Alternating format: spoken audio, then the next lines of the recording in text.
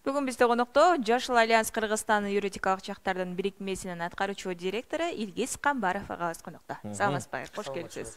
Арыбаңыз, сизди көрүп турганыбызга кубанычтабыз. Дүйшөмбү күндүн таңын жакшы тосуп алдыңызбы? Жалпы бизди көрүп жаткан көрүүчүлөрүбүз менен амандашып алсаңыз болот келиңиз. Чоң рахмат бүгүн чакырганыңыз үчүн. Бүгүн биринчи күндү жакшы маек менен баштап атабыз, эртең менен эртеле.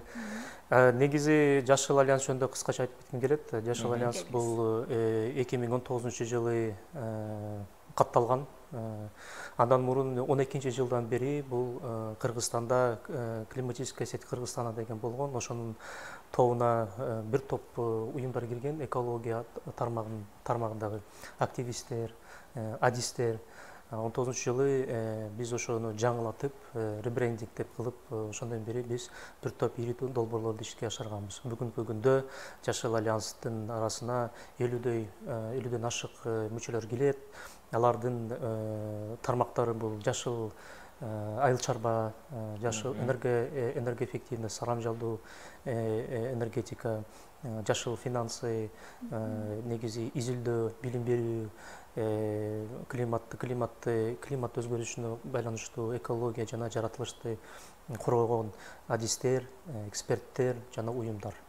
Ошондон андан тышкары биздин коммерциялык дагы уюмдар кирет. Мисалы айтып кетсем, Доскрето банк биздин мүчөбүз болуп кирет, Керемет банк. Негизи биз ушу акыркы жылдарда дүйнөдө климатка өзгөргөнгө байланыштуу бул жерде адамдын таасири болгон үчүн биз Кыргызстандагы күчтөрдү, финансылык элдин эркин башын кошуп, Кыргызстанга ошо экологияны сактап калалы деп, биздин келечек муунга жакшынакай өзүбүздүн керемет мамлекетибизди, жерибизди, табиятыбызды берген үчүн, ошон үчүн күч аракеттерибизди бириктирип турабыз. Жакшы. Жогоруда өз сөзүңүздө баса белгилеп өткөндөй, аракеттин үстүндө экенсиздер. Ушунча кең курамды кучагына камтыган Жашыл Альянс бүгүнкү күндө кандай аракеттерди кылып атат? Баса белгилеп өтсөк болобу? Албетте, бизде бир топ эле көп жумуштарды кылабыз. Эми айрыкча мен эко сертификация жөнүндө айтып кетким келет. Эко сертификация азыркы учурда биз Паретто долбоорунун алкагында ушул эко сертификацияны пилоттук катары 20 чакан жана орточо бизнестерге киргизели деп атабыз. Эми эко сертификация деген бул эмне деген суроо берсеңер, бул биринчиден система мындай даражалап баа берген системада. Өзүңүздөр билгендей, азыр климатка өзгөрүшүнө байланыштуу мамлекеттер Париж келишимине келген, Парижское соглашение деп коет, 2015-жылы. Кыргызстан 2019-жылы ошону ратификациялаган. Ошо Парижский келишимдин алкагында биз өзүбүздүн мамлекеттин ичинде кайсы экономиканын кайсы секторунда кандай кадамдар менен CO2 деп коет, CO2 кычкыл көмүртекти атмосферага таштаганын же чыкканын ошону кыскартуу үчүн биз ошого мындай өзгөчө кадамдарды жазып чыгарганбыз да. Орусча айтканда определяемые на национальном уровне вклады в Парижское соглашение деп коет. Албетте ошо эко сертификация дагы ушул ири программанын алкагына кирет. Эко сертификацияны отелдер, ресторандар, кафелер жана мейманканаларды арасында өткөрөбүз. Бул ошол имарат же гостиницаны божомолдоп айтканда кандай энергия эффективдүү, сарамжалдуу же үнөмдөгөн энергияны, технологияларды жана принциптерди киргизген. Мисалы, полдор, айнектери, дубалдары же там башкасы, же ошо солнечный панелдер, күндөн шамалдын нурунан алган технологиялар, жашыл технология деп коебуз да, кыскасы. Ошолорду канчалык киргизген, канчалык деңгээлде киргизген. Анан уже негизи принциптерди, ошол жерде тейлөө тобунун, мисалы, ошо билими, же ошол гостиницанын негизги экологияга болгон салымы, өзүнүн күнүмдүк иши менен экологияга зыян келтирбегенин далили да негизичи. ошо сертификация бир топ мындай өтө оор система да. Ал жерде бир божомолу айтканда 400дөй суроо бар. Ошонун баардык суроонун өзүнүн даражасы бар, деңгээли бар. 1 балл, 2 балл, 3 балл мисалы жок десек 0 балл. Бир аз десе мисалы 1 балл. Баардыгын киргизгенбиз, мисалы биз сууну колдонгондон кийин сууну дагы бир жолу тазалап кайра колдонуу деген бир өзүнүн системасы болот. Ошону койгонбуз десе мисалы 3 балл болот да, это максимальный мисалы. Ошентип ошо критериялардан өтүп акыры бир божомолу айтканда бронза же серебро эко-маркировкага ээ болот. Эко-маркировка деген бул белги деген. Ошо сертификацияны өткөндөн кийин биз белги беребиз да, расмий кагаз. Ал жерде бул мейманкана ушундай мисалы коло сертификатына ээ болду деп. Ал ошону булар өзүнүн кире беришине же эшигине чаптап ошол жерде конокторго, клиенттерге көрсө болот да. Ал нерседен өтүү дагы ушул калкты тейлөө борборлоруна, сиз эле айтып аткан ошол мейманканаларга жана башка нерселерге кафе, ресторан милдеттендирилдиби же өз каалоосу менен? Бул ыктыярдуу сертификация. Бул мындай ошон үчүн бул дүйнөдө бул мындай таанылган жалпы белгилүү болгон практика. Айрыкча Европада же башка өнүккөн мамлекеттерде ар кандай эко-сертификациялар бар. Мисалы тамак ашта, мисалы таап аткандай эко-лейбл болот. Анын түрлөрү дагы көп. Негизи Кыргызстанда хорика тармагында, мейманкана, ресторан, кафе тармагында бул биз биринчи жолу киргизип атабыз. Ошон үчүн биз ошо мен айткандай пилотный проект болгон үчүн пилотный проекттин алкагында, ошо Паретто долбоорунун алкагында 20-ны биз тандап туруп бекер кылып беребиз да. Анан ошондон кийин биз буйрусак ошо көзүндө буну чоң аудитория жарыялап, ушул эко-сертификацияны биз Кыргызстанга алып келдик. Бул эко-сертификацияны өтсөңөр, силер өзү точно кайсы деңгээлде жаратылышка зыян келтирбей жатасыңар дегендин белгиси да ошо эко-маркировканын. Анан мен басып кардарлардын дагы ишеничине кирет, ишеничине да. Ошондон эле дүйнөдө практиканы болуп атпайбы азыр? Бул дүйнөлүк статистика экен. 70% туристтер эгер ошо мейманканада эко-маркировка болсо, алар ошо мейманкананы тандайт экен да. Бул дүйнөлүк статистика. Эми кандай кызыкчылар?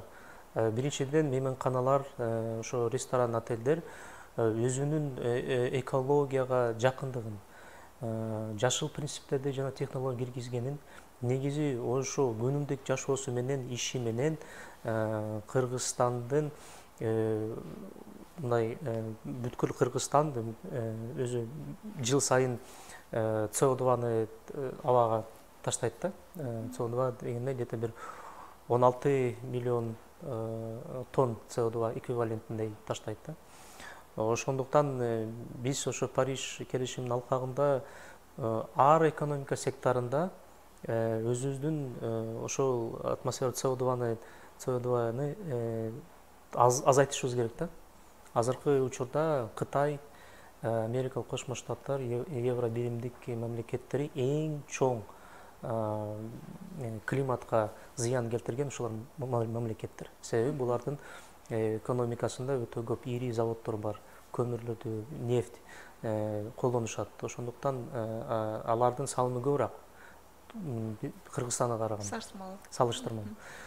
Бирок бул биз мисалы 0,3% эле дүйнөлүк CO2-ны баардыгын караганда Кыргызстандыкы 0,3 эле. Бул мындай эчтеке эмес деген да. Бирок ага карабастан деле биз деле күнүмдүк жашоодо өзүн сарамжалдуу сууну колдонуу, мисалы, сарамжалдуу энергияны колдонуу. Кышында өзүңүздөр билесиздер, Бишкекте смог проблемасы бизде бар. Ошондон адамдар мындай дымыгып деле кетип атышат. Ошолорду көмүрдү азыраак колдонуу, ошонун эгер даже ошону стволду жылыткан технологиялар бар. Полду тамбашына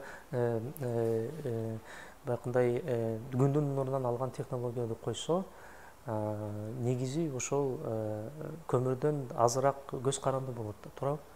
Ошондуктан ушундай жай бара бара жаңы технологияны киргизген ресторандар, отельдер жана кафелерди биз чакырып кетет элек, экосертификацияны өткүлө.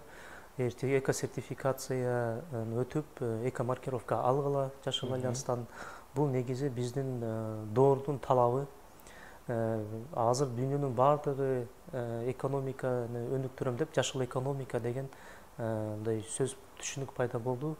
Бул жашыл экономика ошол эле экономика, бирок экологияга жана жаратылышка, табигатка жакын, азыраак зыян келтирген иш-чаралар дегенди билдирет да. Өздөрүнүн каалоосу менен барып маркировка алгандар барбы агай? Мындай мен дагы өзүмдүн каалоом менен барып сиздер менен иштешейин Азыр дегендер. биз пилотный деген ошо биринчи жолу киргизип атпайбызбы азырчы? Азыр биз ошонун критерияларын баардыгын жазып чыгардык. Өзүбүздүн Жашыл Альянстын веб-сайтында алдын ала өзүңөрдү мындай баалап, божомолдоп суроолор бар. 50-дөй 45-50-дөй суроо. Ошо ресторан же кафе же мейманкана ошол суроолорго жооп берип, мисалы жашыл технология барбы? Кадимкидей эле ошолорду божомолдоп жооп берип, ошондой божомолдоп бир балл алат да. Андан кийин бул расмий эмес. Бул ошо өзүңөр түшүнүп, меники ушул деңгээлде экен деп туруп, силер бизге кайрылсаңыздар, биздин консультанттар бар, аудиторлор бар. Аудитор барып, силердин мисалы мейманканаларга барып туруп, ошол 100дөн ашык суроолордун таянып, силердин ар бир технологияларын, принциптериңерди сурап, анан ошолордун отуп балл чыгарат да. Акырында анан кийин силер мисалы коло сертификациясына же алтын сертификациясына ээ болдуңар деп туруп, силерге ошо эко-маркировканы берет. Сиздер ошо эко-маркировканы өзүңөрдүн рестораныңарда же мейманканаларда киребештөө коюп койсоңор болот. Бул негизи силер үчүн мындай өзүнчө бир медаль сыяктуу да. Ошого ээ болдук дегендейчи. Биздин веб-сайтыбызда ушул мейманкана эко-сертификацияны өтүп, эко-маркировканы алды деп туруп биз маалымат беребиз. Бул расмий түрүндө өткөн деп туруп биз дагы өзүбүздүн веб-сайтыбызда көрсөтөбүз. Демек туристтер келгенде булар чын эле бул эко-маркировка алынган отельби же жөн эле принтерден чыгарып коюлганбы дегенде баягындай далил берет да. Ошон үчүн биздин веб-сайтыбызга келип туруп ошол далилдеп беребиз да. Бул өтө мындай Кыргызстанда жаңы болгон үчүн бизге дагы биринчи мындай тажрыйба болуп атат. Биз ошо өзүбүздүн иш-чарабыздын Паретто долбоорунун алкагында биз ошо Европага барып, Бельгия жана Нидерланды мамлекеттердин күчтүү тажрыйбаларын көрүп келдик да. Ошолордун деңгээлин карап, чындык эле ушул эко-маркировканы, эко-сертификацияны Кыргызстанда киргизип, биз дагы ошо экономикага, жашыл экономикага салым кылсак деген ири жакшы ишеним менен, үмүт менен ошол долбоорго ишке ашыртабыз. Сонун. Негизи эле азыркы учурда айтып калганыңызбы, мейманканалар тууралуучу, анан көпчүлүк эле туристтер келер менен эле биринчи мейманкананы көрөт эмеспи? Сизди капа кылган, сизди баягы кейиткен учурлар, мейманканадагы шарттары кандай агай азыркы учурда? Албетте ар кандай мейманканалар болот. Кээкейлер мындай негизги базовый принциптерди жана технология киргизбегендери өнүктүрөт да. Мисалы, кээкейлер акчанын аркасынан кулап, акча деп эле мындай жөнөкөй сарамжалдуу эмес строй материалдарды колдонушат да. Анан кыш келгенде тонналап көмүрдү колдонушат. Жылытам депчи. Же жашыл технологиялар болбосо, анда кышында булар простой болуп туруп иштей эле калышат, туурабы? Негизи бизде өзүңүздөр билгендей туризм тармагы потенциалы бизде өтө күчтүү. Жайкы гана эмес, кышкы дагы туризм бизге потенциалы абдан чоң. Тоолуу мамлекеттерде лыжный, курортный деген эс алуулар бизде өнүктүрсө болот. Бирок бул кышында ошон үчүн бизде сезонный, Үсүкөлдө баардык сезонный барышат. Ошол эле гостиница, отельдерди кышында деле колдонсо болот. Эми ошолор түшүнгөндөр, ошо сарамжалдуу үнөмдөгөн жашыл технологиялар киргизгендер алар алдыда болот да. Эми мен ошо учур менен пайдаланып, ошондой мейманканаларды чакырып кетет элем. Коркпой, узак мөөнөттөгү инвестицияларга кадамдарыңарды таштап, ошол биздин мисалы Доскреда банк биздин мүчөбүз болот, ошолор жашыл кредиттерди беришет, ошолордун алып туруп технологияды киргизип ушул жаңы деңгээлге бир гана өзүңөрдүн бизнесиңиз үчүн эмес эле алдан деле пайда чыгат. Бирок жалпы Кыргызстандын экологиясына, жаратылышына салым кылган кадам да булчу. Негизи ошонун адамдын аң сезими, ой жүгүртүүсү өзгөрүш керек да. Бизде ошо сиз айтып кеткендей баардык эле акчаны тез акча да, бүгүн азыр акча алышым керек деп тез куруп алышым керек. Анан эптеп септеп курушуп, анан кийин кыйналып өзүлөрү деле мындай чыгашаларын көрүшөт да. Ошо мен айтып кетет элем, кор арнасында же үйдү болобу, жөнөкөй үй болобу, же мейманкана болобу, же ресторан болобу, өзү фундаменттен баштап сарамжалдуу жана үнөмдүү, энергия эффективдүү технологиялар менен курсаңарыздар болот. Ошонун алкагында анан эми жогоруда айтылып атпайбы, эко сертификат алуу үчүн канчалык бир деңгээлде ошол ишкерлер тесттен өтүш керек деп. Макул, бардыгы өтүп кетишин каалайбыз, бирок өтпөй калгандарга кандай маалымат беребиз? Сиздерде баягы окутуу, баяндоо иштерин жүргүзүү болобу же кандай болот? Бизде консультация беребиз. Бизден ошо 7 Кыргызстандын аймактарында биздин консультанттарыбыз бар. Алар ошо мисалы мейманкана же ресторанга барып туруп божомолдоп мындай консультация бере алат да. Силердин мындай азыркы учурда шартыңар ушундай. Силер мисалы энергия эффективдүү технологияларды киргизишиңер керек.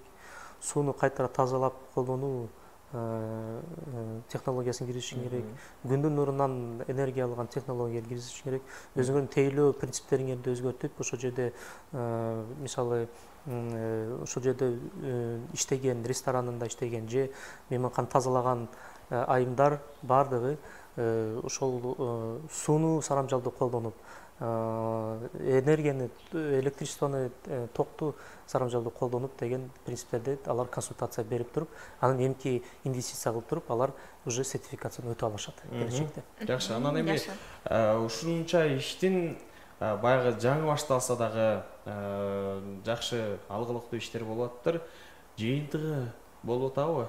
Мына биз Көл каласына каттаганда эко баштыктарды көрүп көз сүймөй койбойт. Албетте экологияга чындап эле азын олак болсо дагы салым дегендей баягыдай полиэтилен баштыктарды көзүбүз көрбөй, колубуз менен кармабай калдык. Ошондой жыйынтыктар болуп атабы? Албетте, мындай кээде мындай менин оюмча биздин мамлекеттин деңгээлде да түшүнүк жай пайда болуп атат. Биз баягындай жарандык коом, жеке иштегендер, бизнестер, түшүнгөндөр коркпой ошолорго салым кылып аракет кылышат.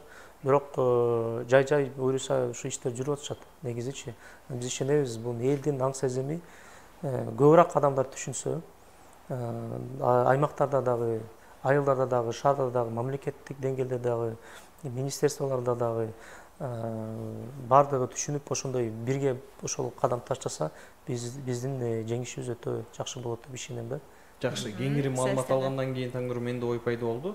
Дал ушул мына эгемен элибиздин баягы калктын саламаттыгы үчүн, жаратылыштын келечеги үчүн бул системаны дал ошондой ишкерлерге керек болсо милдеттендирсек болчу да экен. Буюрса андан деле үмүт бар. Эгер келечекте биз милдеттүү катарына киргизсек, анда сонун болмок. Жакшы жыйын. Ошо пилот долбоорунун артынан жакшы ийгиликтерге ээ болойлу. Буюрса. Эми баягы сапарыбыз кары болуп турат. Сөзүбүз куру болбосун Таңнур. Мына эгемендүүлүктүн 32 жылдыгын белгилер астында турабыз. Эгемен элибиздин байрамы менен куттуктап, жакшы сөзүңүздү айтып өтсөңүз болот, келиңиз. Эми ушу албетте келечекте 31 августта боло турган эгемендүүлүк байрамыбыздын бардыгы Кыргызстандыктарды чын жүрөктөн куттуктайм. Биз үчүн эгемендүүлүк, эркиндик бул өтө мындай биздин эң терең баалуулугубуз. Айрыкча сөз эркиндиги, ой жүгүртүү эркиндиги биздин Орто Азияда демократиянын өзүнчө белгилүүбүз. Туура. Албетте ошонун алкагында мен Жашыл альянс Кыргызстандын директору катары кыргызстандыктарга сарамжалдуу болгула деп айтып кетким келет. Энергияны үнөмдөгүлө, сууга мындай өтө сактап сарамжалдуу колдонгула. Негизи бизде суу тартыштыктар деле болуп атат. Суу мындай биздин мөңгүлөр дагы эрип, суу дагы азайышы мүмкүн. Ушундай коркунучтар бар. Аны биз деле анализ кылып атабыз. Ошондуктан биздин эң чоң баалуулугубуз жана байлыгыбыз бул суу, биздин тоолорубуз, биздин мөңгүлөрүбүз. Жаратылышка негизи бал жок жашыл кылган айыл чарбага бизге күнүмдүк тамак берген бул суунун натыйжасы. Суудан келет. Ошондуктан ошо энергияны дагы, сууну дагы 92% энергия бизде гидроэлектр станциялардан чыгарылат. Ошондуктан айтып кетет элем, ушул эгемендүү күндө, эгемендүүлүк күн байрамында сарамжалдуу өткөрүп, негизи сарамжалдуу принциптерди ой жүгүртүүнү күнүмдүк жашоого киргизели. Чоң рахмат дейли агай. Буюрса дал ушул өлкөбүздүн өнүгүшүнө салымыңыздарды дагы да болсо кошо бериңиздер. Эң башкысы иштериңизерге ийгилик жана ден соолук каалайбыз. Бар болуңуздар.